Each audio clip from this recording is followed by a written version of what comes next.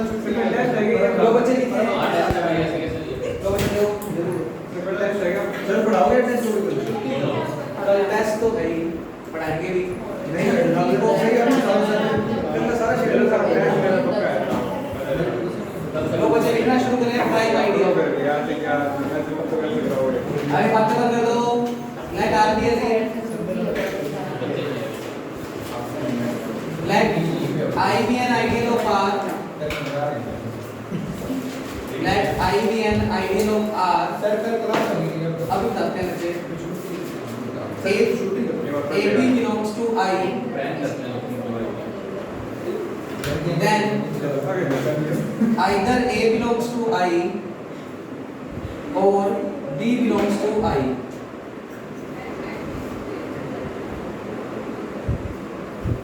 Then I is called prime ideal.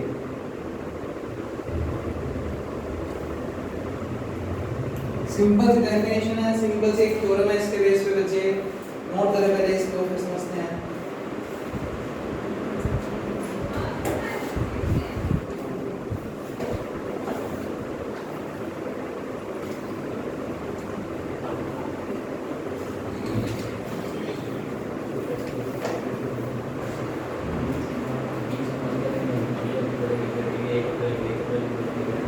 Note लगा कर एक दो बातें और लिख लो।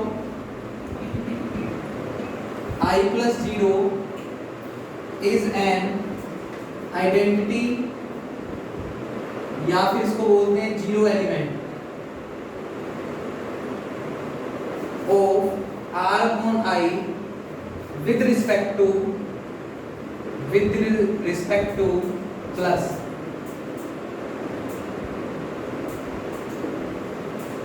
second number note I plus 1 is an identity element जिसे यूनिटी एलिमेंट भी बोलते हैं of R upon I with respect to multiply। ठीक है बच्चे, ये दो नोट लगाएं, उसके बाद अपने थ्योरम करते हैं आज की।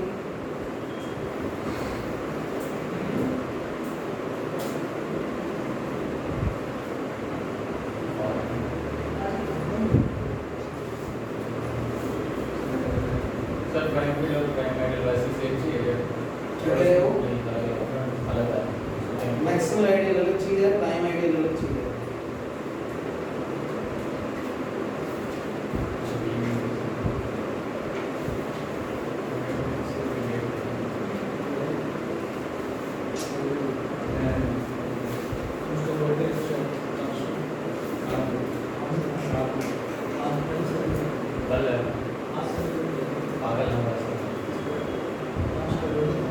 आज बच्चे शुरू करें। तो बच्चे सबसे पहले प्राइम आइडियल की डेफिनेशन देखो। आर नाम का बंदा क्वेश्चन में क्या होना चाहिए? रिंग। आई नाम का बंदा क्या होना चाहिए? आइडियल। फिर आप ए बी बिलोंग्स टू क्या लेकर चलोगे? आई। ये आप लेकर चलोगे और प्रूव करना है या तो ए किसका होगा? आई का, या फिर बी किसका होगा? आई का। और अगर ये प्रूव कर पाए तो बच्चे ये जो आई है वो सिंपल आइडियल ना होकर क्या कहलाएगा? Prime ideal. वापस सुन लो। आर नाम का बंदा क्वेश्चन में क्या होना चाहिए? रिंग। आई नाम का बंदा क्या होना चाहिए? Ideal. A B belongs to I आप लेकर चलोगे और प्रूव करोगे या तो ए आई का या फिर बी आई का। और अगर ये शो कर पाए तो बच्चे ये आई क्या कहलाएगा? Prime ideal. दोनों नहीं, एक करेगा। आइदर होना मतलब क्या होता है? या तो ये या फिर ये। नहीं ऐसे करता है। इससे पहले जो थ्योरम किया है उसमें जैसे मैंने ए और आर डेफिनेशन है ना बच्चे, क्लोजर ऐसे मत देखो। प्राइम आइडियल एक आइडियल को ही अगर एक स्पेशल नाम देना है, क्या नाम देना है? प्राइम आइडियल, तो उसको ये वाली प्रॉपर्टी रखनी जरूरी है। डेफिनेशन तो कुछ भी बनाई जा सकती है, पर उसका पर्टिकुलर अगर उसने कुछ नाम रखा है तो उसके पीछे उसने अपनी प्रॉपर्टी दी है, और वो प्रॉपर्टी क्या दी है कि या तो ए आई का होगा या फिर बी आई का होगा। अगर इनमें से कोई भी एक अगर आई में चला गया तो बच्चे आई नाम का बंदा क्या कहलाएगा? Prime ideal. अब बच्चे आज की जो थ्योरम है उसमें ये दो नोट बड़े इंपॉर्टेंट है और ये आपको बताए भी हुए हैं। बच्चे आर अपॉन आई में एलिमेंट किस फॉर्म के होते हैं? आई प्लस एक्स। पर अगर आर अपॉन आई का मैं आइडेंटिटी एलिमेंट पूछूं विद रिस्पेक्ट टू प्लस, तो बच्चे आई प्लस जीरो, क्योंकि प्लस के रिस्पेक्ट में आइडेंटिटी एलिमेंट आर में क्या होता है? जीरो। तो तो i प्लस 0 जो है वो आइडेंटिटी एलिमेंट होगा किसका, r अपॉन i का, किस ऑपरेशन के रिस्पेक्ट में, प्लस ऑपरेशन के रिस्पेक्ट में। पर अगर यही ऑपरेशन मल्टीप्लाई हो, अगर यही ऑपरेशन क्या हो बच्चे, मल्टीप्लाई, तो फिर i प्लस 1 आइडेंटिटी एलिमेंट होगा किसका, r अपॉन i का विद रिस्पेक्ट टू मल्टीप्लाई। बोलो कुछ बातें ध्यान में है क्या? तो बच्चे ये दोनों नोट आज की क्लास में काम आएंगे। i प्लस 1 तो आइडेंटिटी एलिमेंट होता है r अपॉन i का किस ऑपरेशन के रिस्पेक्ट में, मल्टीप्लाई, पर i प्लस 0 किसके रिस्पेक्ट में, प्लस के रिस्पेक्ट में। चलिए बच्चे थ्योरम बड़ी इंपॉर्टेंट है, विटोरॉक्स में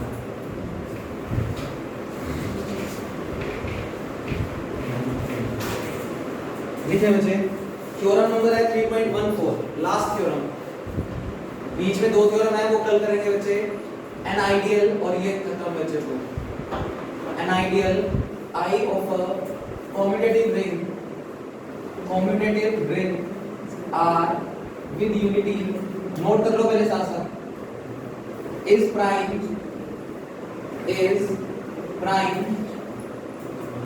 if and only if R upon I is an integral domain।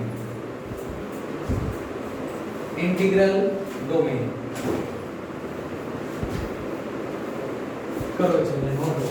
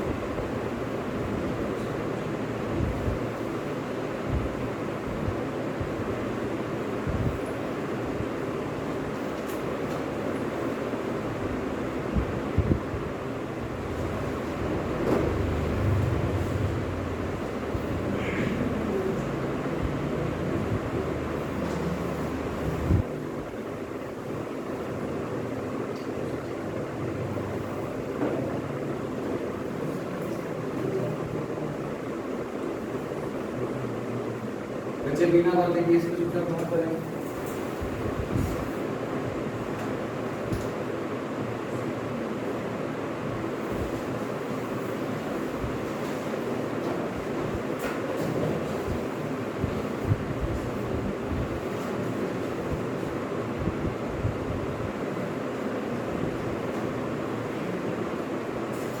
Commutative ring with unity ये कौन से ऑपरेशन के रिस्पेक्ट में होता है, सेकंड, और कुछ गिवन है तो second operation multiply.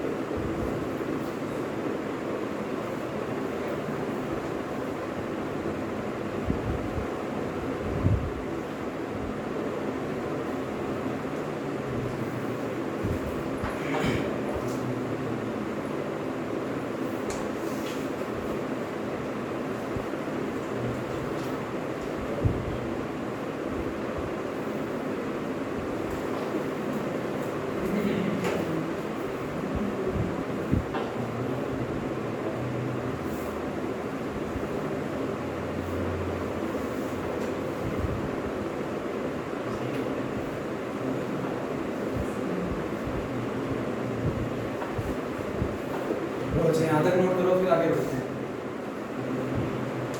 Theorem number 3.14 बच्चे बड़ी इंपॉर्टेंट है, सिंपल सी थ्योरम है, अगर आपको प्राइम आइडियल की डेफिनेशन याद होगी तो।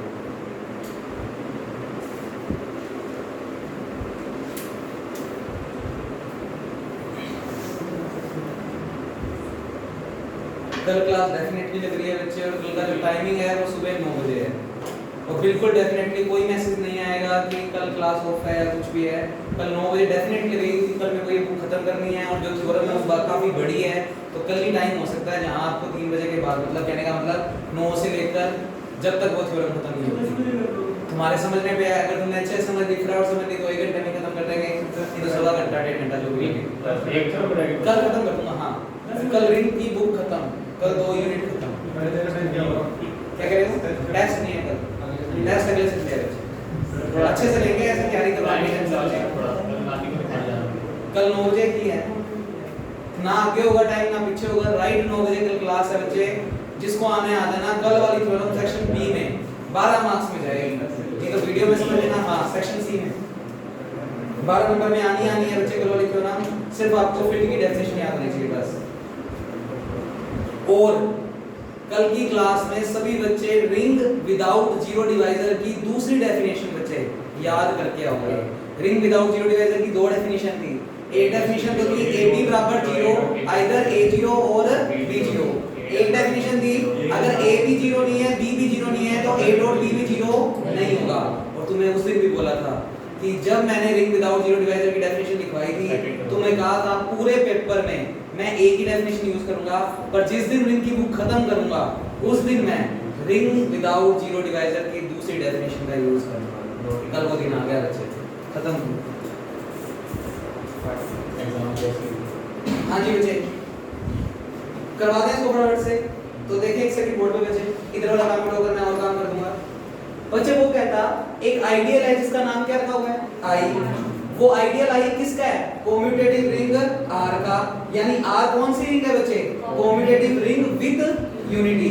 R कोम्यूटेटिव रिंग भी है और विद यूनिटी। I उसका क्या है बच्चे? आइडियल। कहता पहले केस में I नाम के आइडियल को कौन सा आइडियल लेकर चलो? प्राइम आइडियल लेकर चलो, और प्रूव करो कि R अपॉन I क्या बनाएगा? Integral domain. और बच्चे क्योंकि ये वाला साइन है तो कन्वर्स भी करना है। कन्वर्स में क्या करना है? R अपॉन I को लेकर चलेंगे कि वो क्या चीज है? Integral domain. और प्रूव करेंगे कि I नाम का जो आइडियल है वो कौन सा आइडियल है? Prime ideal. तो बच्चे पहला क्वेश्चन तो मैं ये कर रहा हूँ कि I को मैं प्राइम आइडियल लेकर चल रहा हूँ, और R अपॉन I को क्या प्रूव कर रहा हूँ? Integral domain. तो लिखने का तरीका बच्चे, क्वेश्चन में R नाम का बंदा कॉम्यूटेटिव रिंग विद क्या दिया हुआ है? यूनिटी। I नाम का बंदा क्या दिया हुआ है? आइडियल। पहले केस में I को कौन सा आइडियल लेकर चल रहे हैं? प्राइम। अगर I प्राइम आइडियल है तो प्राइम आइडियल की प्रॉपर्टी को क्या करेगा? सेटिस्फाई। क्या थी प्राइम आइडियल की definition? AB belongs to I, either A belongs to I और B belongs to I। ये तो पूरी बात गिवन है क्योंकि I प्राइम आइडियल है। तो बच्चे इक्वेशन नंबर 1 प्रूव क्या करना है? R अपॉन I क्या बन जाए? Integral domain. बच्चे इंटीग्रल डोमेन प्रूव करने के लिए कितनी प्रॉपर्टी? 3। कौन कौन सी? कोम्यूटेटिव, रिंग विद यूनिटी और रिंग विदाउट जीरो डिवाइजर। तो मैंने क्या लिखा? अगर R अपॉन I को हमें ID प्रूव करना है तो हमें R अपॉन I को क्या प्रूव करना पड़ेगा? कोम्यूटेटिव रिंग। R अपॉन I को क्या प्रूव करना पड़ेगा? Ring with unity. और R अपॉन I को क्या प्रूव करना पड़ेगा? Ring without zero divisor. R को नहीं प्रूव करना, किसको प्रूव करना है? R upon I। और R अपॉन I एक स्पेशल सेट होता है बच्चे, क्या होती है वो? Quotient ring. और कोशिएंट रिंग में जो एलिमेंट होते हैं वो किस फॉर्म के होते हैं? I प्लस जो भी कुछ होता है वो कहां से आता है? R से। तो बच्चे लिखा मैंने R अपॉन I को मुझे कौन सा प्रूव करना है? कोम्यूटेटिव रिंग। किसी भी सेट को कोम्यूटेटिव रिंग प्रूव करना है तो कितने एलिमेंट मांगते हैं? 2। किसको प्रूव करना है? R upon I। तो R अपॉन I से 2 एलिमेंट मांगिए, कौन कौन से? I प्लस x और I प्लस y। अब बच्चे अगर R अपॉन I से 2 एलिमेंट मांगे हैं I प्लस x और I प्लस y, तो कॉम्यूटेटिविटी प्रॉपर्टी होती है A into B is equal to B into A। पर R अपॉन I को प्रूव करना है तो क्या प्रूव करेंगे? I plus x into I प्लस y बराबर I प्लस y into I plus x। अगर ये शो कर पाए तो R अपॉन I क्या प्रूव हो जाएगा? Commutative ring. LHS बुला के बच्चे LHS को बुलाया I plus x into I प्लस y कोशेंट रिंग की दूसरी प्रॉपर्टी क्या थी? i plus x into I plus y को लिख सकते हो i प्लस एक्स वाई, एक i खत्म हो जाता है और x और y सीधा मल्टीप्लाई हो जाते हैं, बचे i प्लस एक्स वाई। ये तो बन गया कोशेंट रिंग की प्रॉपर्टी से, क्योंकि यार क्या रिंग दी हुई है? कम्यूटेटिव। याद करो जो कोशेंट रिंग में एलिमेंट लिखते हो i प्लस एक्स, वहां पर x कहां से आता है? r से। तो i प्लस एक्स वाई में xy कहां से आ रहा है? r से। r कौन सी रिंग है? कम्यूटेटिव। तो xy को पलटकर क्या लिख सकता हूं? yx। तो xy को पलटकर क्या लिखा बच्चे?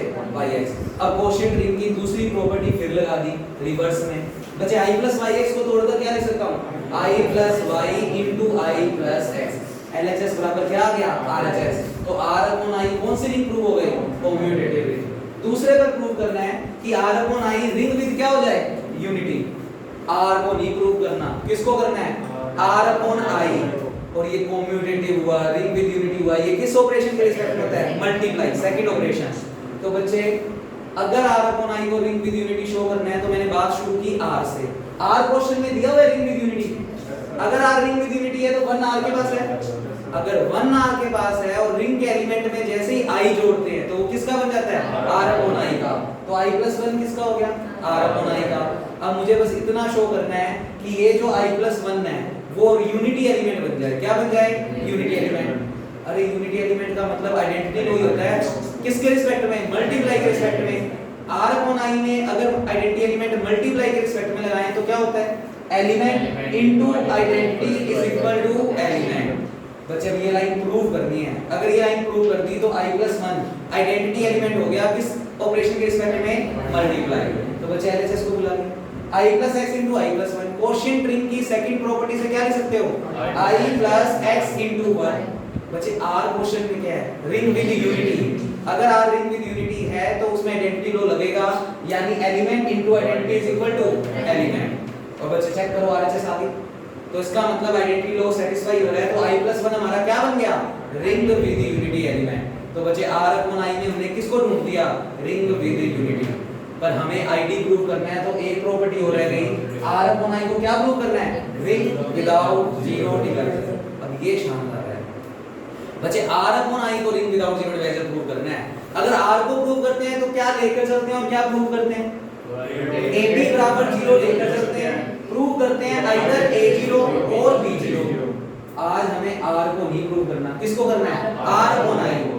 r अपॉन I में से a नहीं आएगा, i प्लस x, b नहीं आएगा, i प्लस y। और बच्चे हम लेकर चलते हैं ab बराबर 0। r अपॉन I की 0 कैसी होती है? i plus 0। r अपॉन 0 की r की 0 तो होती है सिंपल 0, पर r अपॉन I की 0 कैसी होती है? i plus 0। तो बच्चे लेकर तो मैं चलूंगा i plus x into I plus y बराबर i, और प्रूव करूंगा a बराबर 0 और b बराबर 0। a में a नहीं, i प्लस x, और बराबर में 0 नहीं, i प्लस 0। और ऐसे b इक्वल टू 0 में क्या प्रूव करेंगे? i plus b equal to i plus 0। सब कहानियां अपने आप चलेंगी अगर डेफिनेशनें हमें अपने आप आती हैं।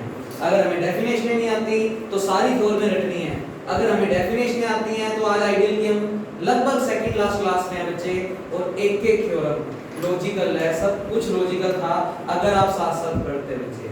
जिन्होंने साथ साथ पढ़ा है उनको आती है, जिनको साथ साथ नहीं पढ़ा उनके लिए तो बहुत कुछ हो चुका है बच्चे। करें बच्चे? तो लिखे, हेडिंग लगाएं, r अपॉन I को हम क्या प्रूव कर रहे हैं? Ring without zero divisor. तो मेरे पास तो व्हाइट बोर्ड है बच्चे, मैंने यहां से बिठो दिया। ये लो, टू प्रूफ में लिखो r upon I be a ring without zero divisor. वहां तक नोट करने के बाद तीसरा रिजल्ट प्रूव कर रहे हैं, r अपॉन I को क्या प्रूव कर रहे हैं? Ring without zero divisor. और तुम्हारे लिए मेरे को क्या पता है, हम साथ साथ नहीं पढ़े इसलिए मैं पूरा लिखता हूं बच्चे। r अपॉन I को ring without zero divisor prove करना है। अगर r को करना होता है बच्चे तो r की डेफिनेशन साइड में लिखी, a dot b equal to 0। ये तो हम लेकर चलते हैं और प्रूव करते हैं आइदर a इक्वल टू 0 और b इक्वल टू 0। पर आज हमें r में नहीं प्रूव करनी, किस में करनी है? r upon I। तो उसमें से a नहीं आएगा, i प्लस a आएगा।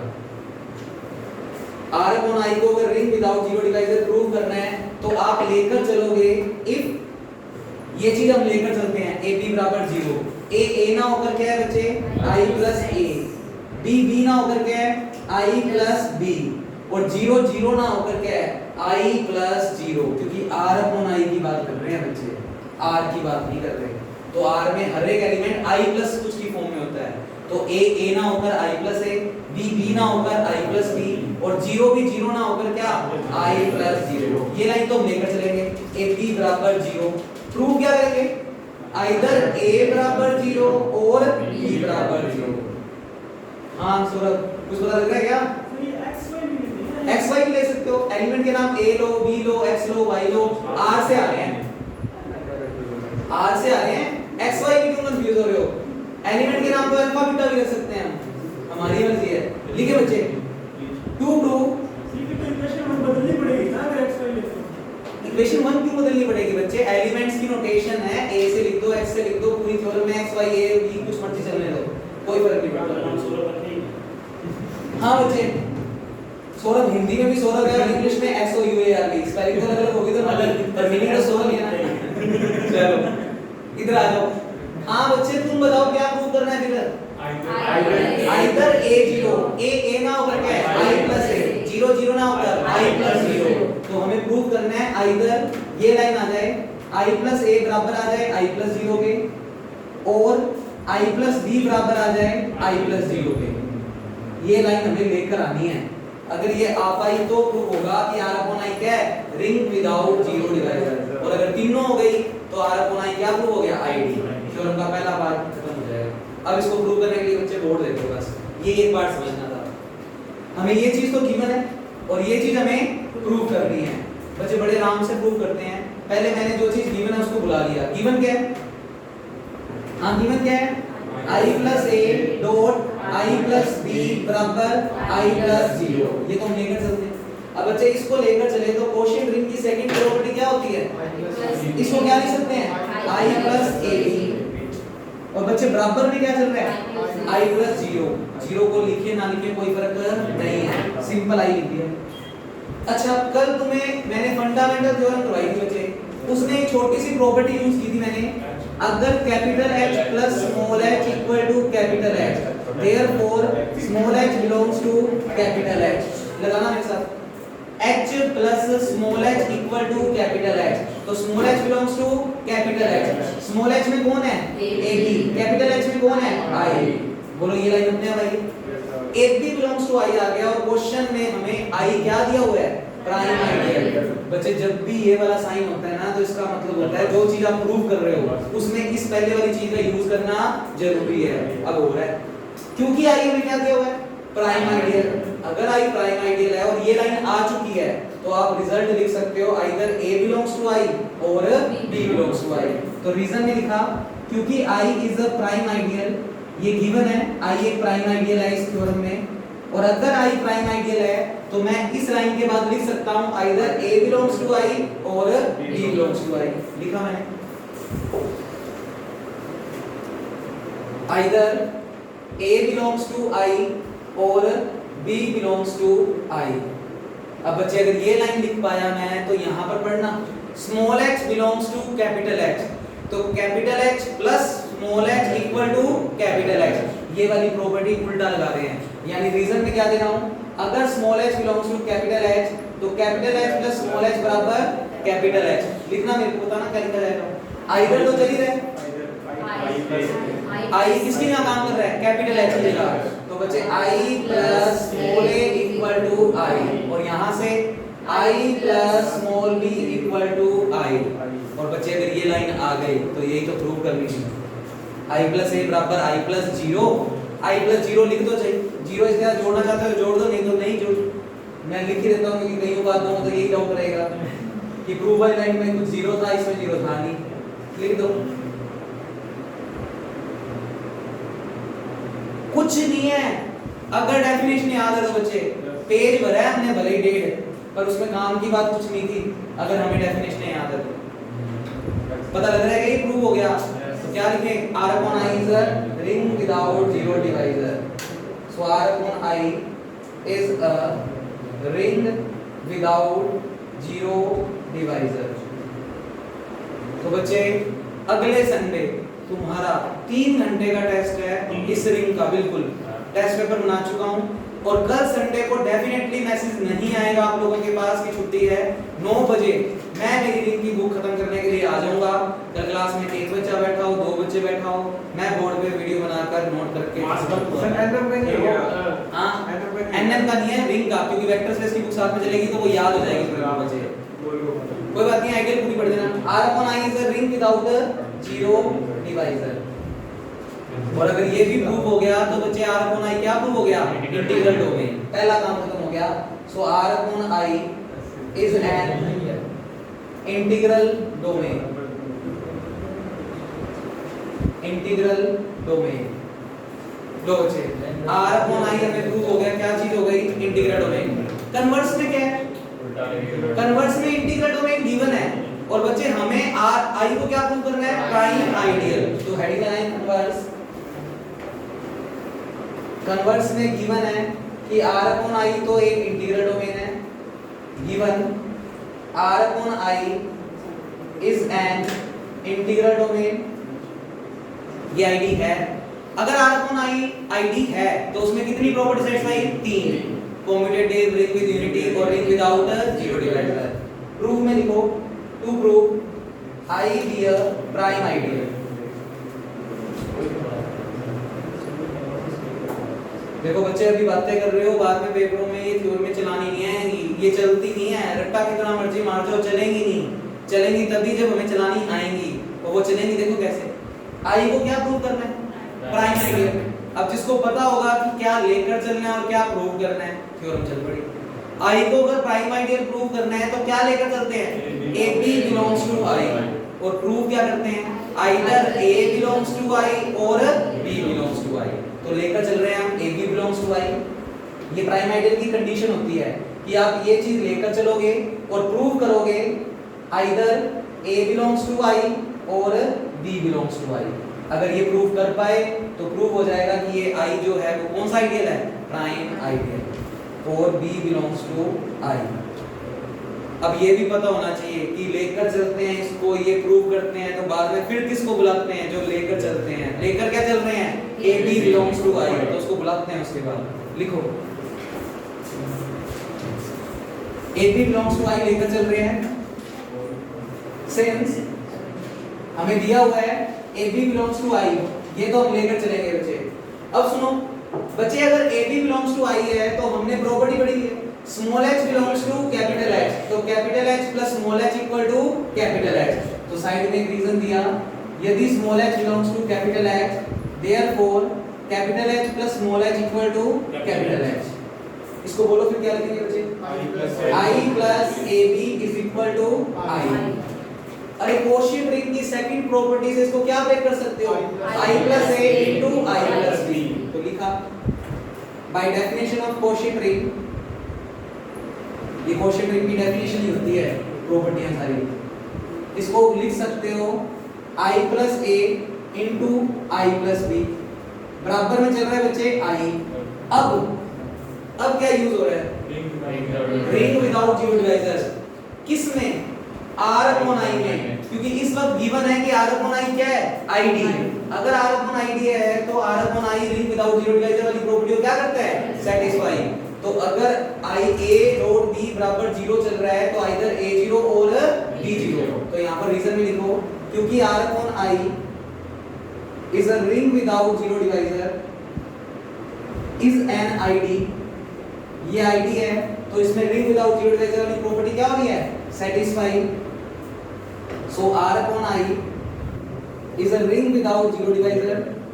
और अगर ये बंदा ring without zero divisor है,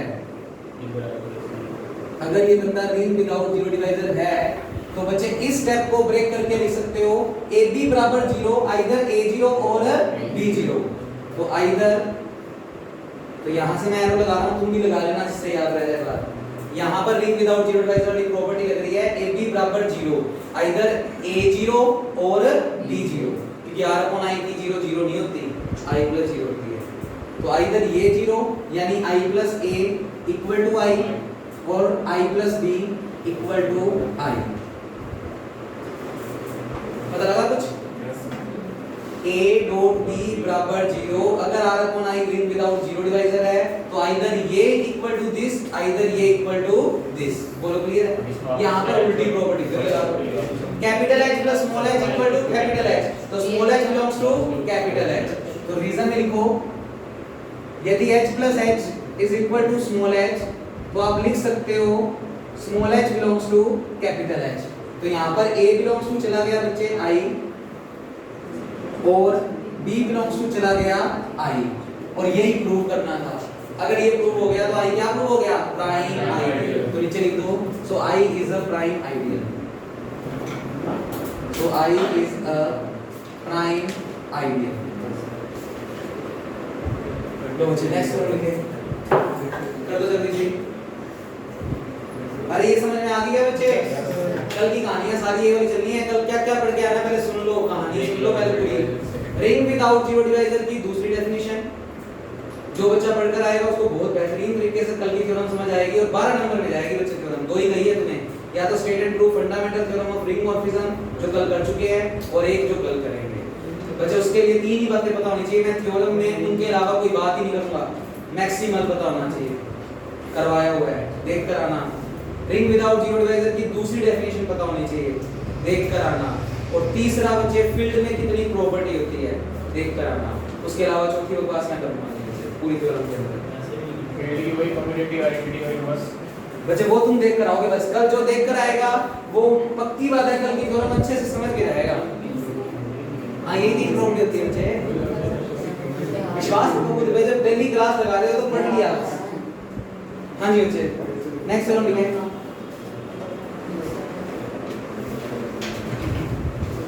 छोटी छोटी चीजें रहेगी थोड़ी सी।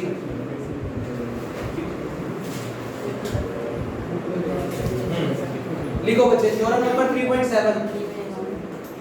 Theorem number 3.7 every field is a principal ideal ring, is a principal ideal ring। दो लाइनों की थ्योरम है बच्चे और हम पेपर में नंबर कटवा के आते हैं क्योंकि हमने काफी कुछ पढ़ लिया तो मिक्स सा हो गया बिल्कुल। देखते हैं किस किस बच्चे का नॉलेज कहां का पहुंचा हुआ है, कोशिश कर लेते हैं। प्रूफ तो हो गई, दो लाइनें लिखनी है बच्चे। Every field is a principal ideal ring. पहले तो मुझे बताओ प्रिंसिपल आइडियल रिंग का क्या मतलब है? ऐसे नहीं बच्चे, ऐसे नहीं। मेरे को पहले ये बताओ तरीके से प्रिंसिपल आइडियल रिंग क्या होता है।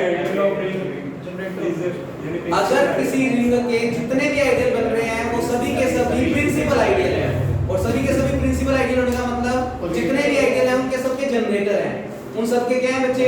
जनरेटर। अब क्वेश्चन में क्या कह रहे हैं कि जो भी फील्ड होता है, एवरी फील्ड का मतलब जो भी फील्ड होते हैं वो हमेशा क्या होते हैं? Principal ideal ring. इसका मतलब जो भी बंदे फील्ड होते हैं उनमें जितने भी आइडियल बनते होंगे उन सबके जनरेटर होते होंगे। उन सबके क्या होते होंगे? जनरेटर। अब तुम्हें अगर थ्योरम नंबर 3.5 याद है बच्चे तो मैंने आपको, हाँ वेरी गुड बच्चे, जो डेली पढ़ेगा उसको जीत रहेगी बच्चे। Every field has only improper ideal. किसी भी फील्ड के पास सिर्फ और सिर्फ कौन से आइडियल बनते हैं? इम्प्रॉपर। और इम्प्रॉपर में कौन से? दो, एक तो जीरो और एक खुद एफ। अगर जीरो और एफ दो ही बनते हैं तो जीरो का जनरेटर जीरो, और एफ अगर एफ फील्ड है तो बच्चे उसमें वन तो होएगा ही होएगा। क्यों? क्योंकि फील्ड मल्टीप्लाई के लिए क्या होता है? अबेलियन, और मल्टीप्लाई के लिए अबेलियन तो उसमें वन तो होएगा ही होएगा। और जिस भी सेट में वन होगा उसका आइडेंटिटी एलिमेंट, उसका जनरेटर भी वही होगा। तो जब फील्ड में होते ही दो हैं और दोनों के जनरेटर ढूंढ दिए तो प्रूव हो गया कि हर एक फील्ड क्या होता है? Principal ideal ring. अब देखो कितनी नकली सी थ्योरम है और ये नहीं होगी पेपर में, क्योंकि हमें ये रिजल्ट याद नहीं होगा कि फील्ड के पास सिर्फ कौन से आइडियल होते हैं? इम्प्रॉपर। ये भी प्रूव करवाया हुआ है, घर पे देखना जाकर। थ्योरम नंबर में बताया कौन सी थी बच्चे? 3.5 हिंदी जानता तो नहीं, 3.4 है। 3.4 है बच्चे। तो मैं लिख रहा हूं, लिखना शुरू करते हैं। छोटी सी थ्योरम है, कर दो इसको खत्म। Proof let F be a field. F नाम का कोई बंदा फील्ड लेकर चले है। Let F be a field to prove every field is a principal ideal ring is a principal ideal ring. That means to prove every ideal of field F is generated by has a generator. Every ideal of field F has generator. तो हमें उसके लिए ये show करना है कि F के पास जितने भी आइडियल बनते होंगे उन सब के पास क्या रहा होगा, जनरेटर। फिर हमने लिखा we know that, हम जानते हैं कि every field has only improper ideal। और मैं तुम्हारे लिए, क्योंकि मैं तुम्हारे लेवल को जानता हूँ बच्चे अच्छे से, यहाँ पर लिख लो साइड में 3.4 नंबर थ्योरम, ये प्रूव करवाई हुई है, देख लेना कि हर एक फील्ड के पास सिर्फ कौन से आइडियल होते हैं, इम्प्रॉपर, क्योंकि साथ साथ नहीं पढ़े तुम लोग। Every field has only improper ideal. Improper का मतलब कितने होते हैं, दो, एक तो जीरो और एक खुद सेट है। बच्चे सेट का नाम क्या लेकर चले हैं, एफ। तो that means F has only two ideal, zero and F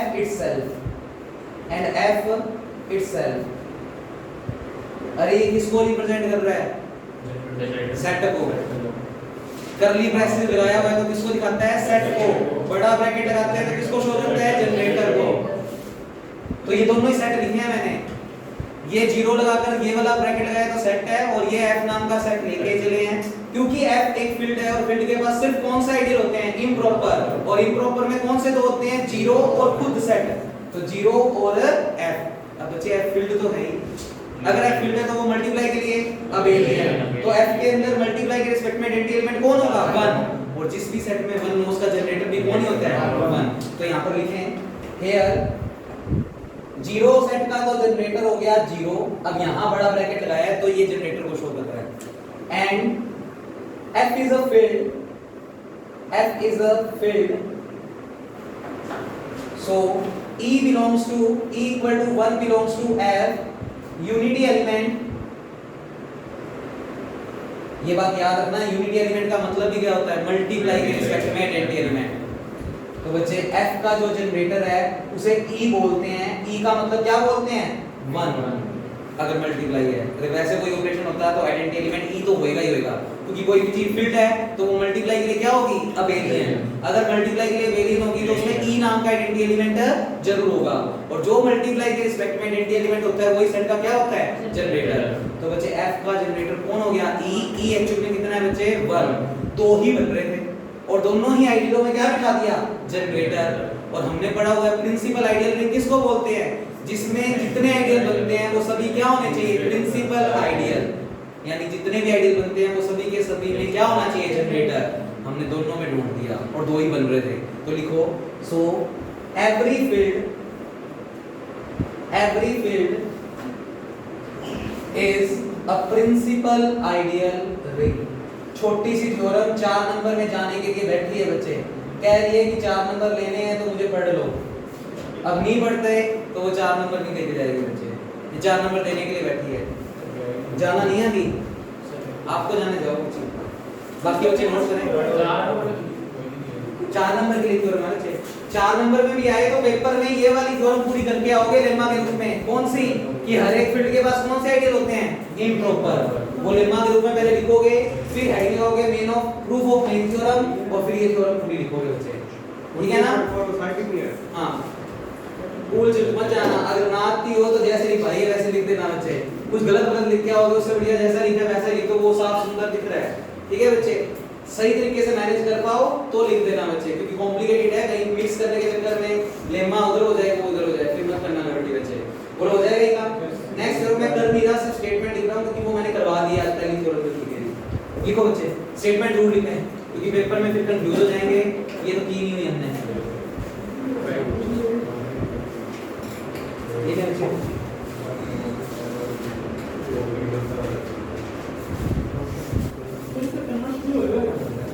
किसका नंबर्स नहीं है, होएगा भी नहीं। लो बच्चे, क्योंकि प्रिंसिपल आइडेंटिटी तो इंटीजर के सेट में प्रॉपर भी होते हैं और इम्प्रॉपर, और फील्ड में तो प्रॉपर बनते ही नहीं, तो उनका जनरेटर भी ढूंढ सकते हैं। जब वो फील्ड ही नहीं बना रहा, आइडियल नहीं बना रहा, तो उसमें जनरेटर कहां से ढूंढेंगे। लो बच्चे, लास्ट क्वेश्चन 3.11 थ्योरम है, if R upon I is a ring of residue classes in R, then first R is commutative,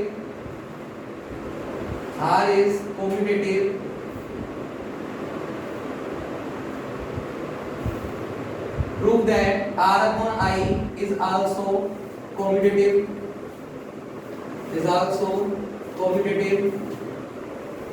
second R has unity, तो प्रूव करना है R upon I also has unity।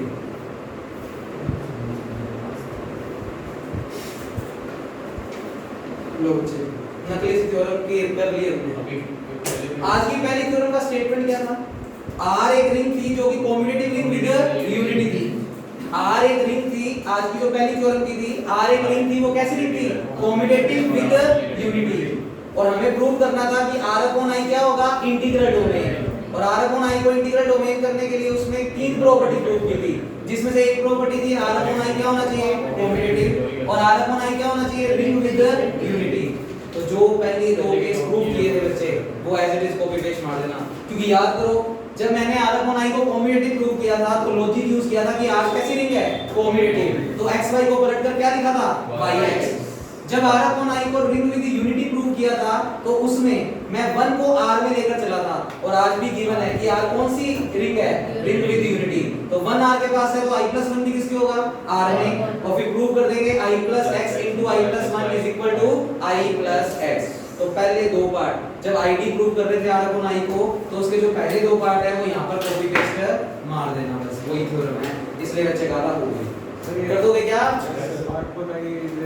Residue class का मतलब सिर्फ I+x I+y इन्हीं elements की class को उसने क्या नाम दे दिया? R upon I। Quotient ring का ही नाम चेंज करके थोड़ा सा बोल दिया, और कुछ फर्क नहीं है बच्चे। तो R upon I आपको वही एक कोशेंट रिंग दी हुई है, R क्या दिया हुआ है? कॉम्यूटेटिव। तो आपको R upon I को भी क्या प्रूव करना है? कॉम्यूटेटिव। यानी I+x * I+y बराबर I+y * I+x। पहला पार्ट पूरा कर लेना, ऐसे ही दूसरा पार्ट कर देना, हो जाएगा बच्चे, ये कर लेना। कल बच्चे श्योर गारंटी, क्योंकि कल मैंने इसको खत्म करने को, क्योंकि 1.5 घंटे की है, मानकर चलो 1.5 घंटा कम से कम। कल तुम मेरे को दोगे नहीं मंडे को टाइम पे, क्योंकि 3 बजे क्लास होती है कहीं की केमिस्ट्री की, तो मेरे को खत्म करनी है। मंडे को क्या करोगे? मंडे को वेक्टर स्पेस की पहले लास्ट यूनिट। हां हां, मैं कल नहीं पूछूंगा ना, संडे को टाइम एक्स्ट्रा है, अपने बातें मारेंगे साथ में, और उसमें फिर जितनी को करनी होगी उनके लिए एक अलग टाइम बना के कॉम्प्लेक्स शुरू कर देंगे, फिर अपना सिलेबस खत्म। जैसे देखो आईटी के लास्ट में अभी सुनो, हां बोलो। दो ही मिनट हो गए ऐसे करवा दिए कि सेक्शन सी की 2 घंटे यहीं से कर लेना। पेपर उठा के देखो 5 साल बाद सेक्शन सी के खत्म हो गए, बड़ा